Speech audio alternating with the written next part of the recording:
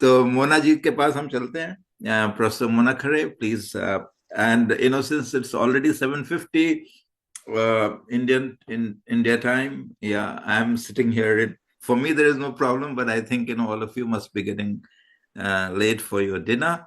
So if we can have very pointed reflections on the budget, things which have already been made, we can skip them and just concentrate on a couple of them, which we have not talked about. So, Professor, over to Professor Khare. So thank you very much, Professor Sinha. And as you very rightly said, the esteemed fellow panelists have already pointed out at so many important aspects of the recently announced budget. Just to start from three important concerns which were raised by various speakers before me. One, of course, everyone talked about the real increase in the budgetary allocations and also the per student increases or allocations that would be available, which is going to be a concern. So I'm not going to touch upon any of these, whether then this kind of a budget will be adequate enough or sufficient enough for the kind of aspirational way that we have paved out for ourselves given the NEP 2020, and also to what Professor Ghosh mentioned, whether money is the only thing that we require and the capacities that would be needed and the quality that would be needed to actually make use and utilize the funds. Someone has also mentioned about the underutilization of the funds, which continues to exist as a major concern, as also pointed out by many of our earlier CAG reports, and one recent work that we did with the CAG to look at the education sector audit reports across the states, which again pointed out at this very concerning dimension of underutilization of funds. I will be very brief as you asked me to. I'm just going to look at when we look at the allocations or budget, there are three dimensions that one may like to look at. One is the continuity, whether we are able to continue with the kind of promises that we made in the previous years. The second is in terms of inclusivity, because given the kind of disparities that exist in our economy, in our country, and also the kind of divide that we have already seen post the pandemic going up.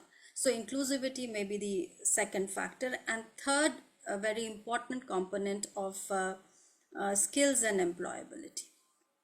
Now, if we look at the basic aim of the national education policy, it talks about making India a global knowledge hub and that of a skilled human resource base.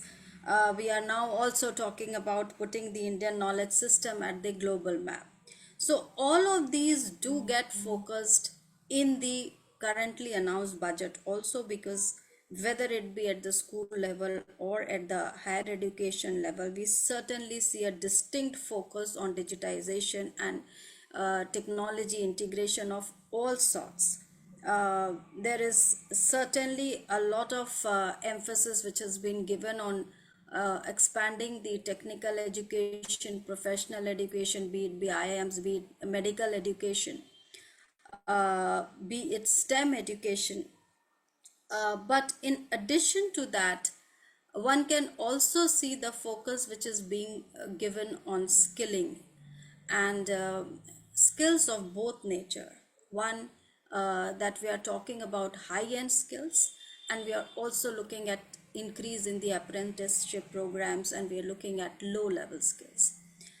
Now, this is something which I might like to take up, because not much has been talked on that. Because I was also trying to relate it to the economic survey and also the employment figures which the latest PLFS has already given us, and see how the education sector plans are going to fit into the kind of employment survey data that we have recently received. So from here, I was looking at, if we are talking about the kind of skills, we are looking at skilling people for future. And so we are talking about 5 national level centers of excellence for skilling, that we are talking about make in India, make for world. So are we focusing on the industry and manufacturing sector? One question. The second, we are talking about high-end skills. So we are looking at AI and how our students will get more skill towards that kind of a dimension. Now, when I looked at some of the employment figures, uh, it showed that there is an increase in the workforce participation in the agricultural sector. Not just that it remains the dominant sector, but there is an increase in the participation in the agricultural sector, more so for the female employees.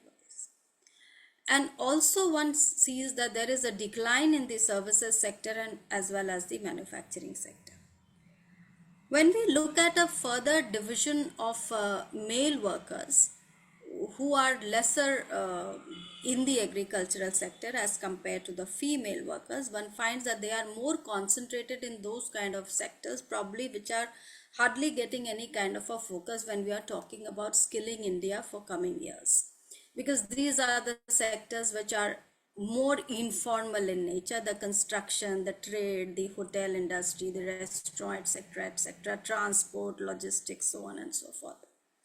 So where is it that when we are looking at the apprenticeship programs, or when we are looking at opening these centers of excellence of skilling our youth on, and the focus on the technology and professional education, then is it so that we are missing out the larger proportion of our students from the main Bharat area, as we may call it?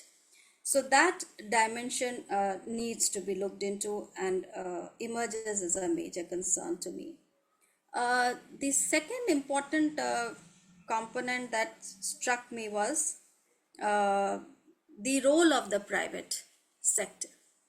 Needless to say, if we look at the proportion of students, whether it be at the school level or it be at the higher education level, one can see an increasing proportion of students in the private institutions.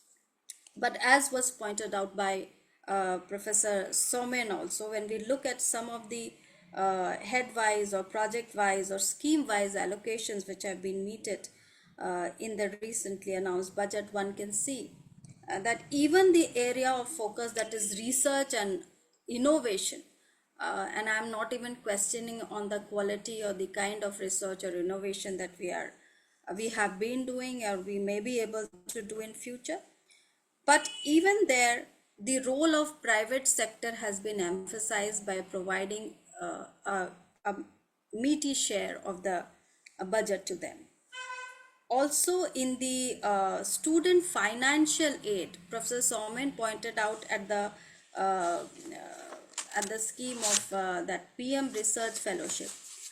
Now, although there is an increase in the student financial aid, this continues to remain a mere 4% of our total higher education budget. And here to the increase is only on the PM Research Fellowship scheme, which again is meant only for STEM education and technical education. So again, the main proportion of the students which comprise in the social sciences or humanities or the general education streams, they seem to be yes, in trouble, and we really don't know how this is going to unfold in the coming years.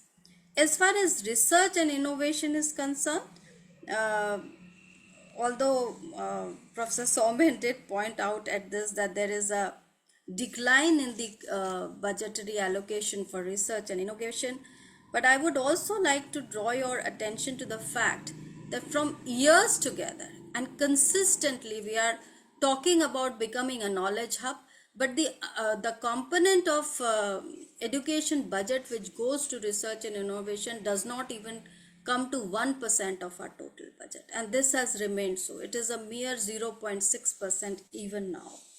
So how is it that we are looking at this whole idea of becoming a global knowledge hub and a skilled human resource base is something which is still troubling me. And yes, internationalization again, which was one of the major focus areas of the government, especially with uh, the Study India program, and there were a lot of research fellowships to be given.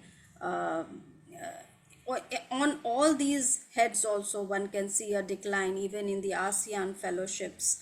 The champion services sector scheme, which has been highlighted for international promoting internationalization of higher education, again one can see a decline in the budgetary allocations made for this purpose.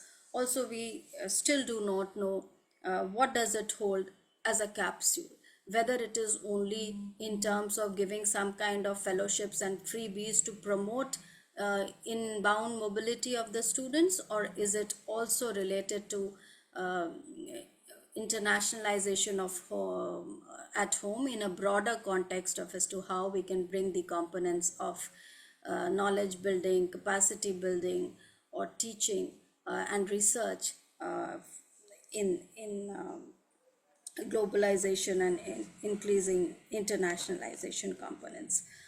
Um, Lastly, and not the least, so just to wind up, uh, one of the pressing concerns with terms of underutilization of already inadequate funds which may be available.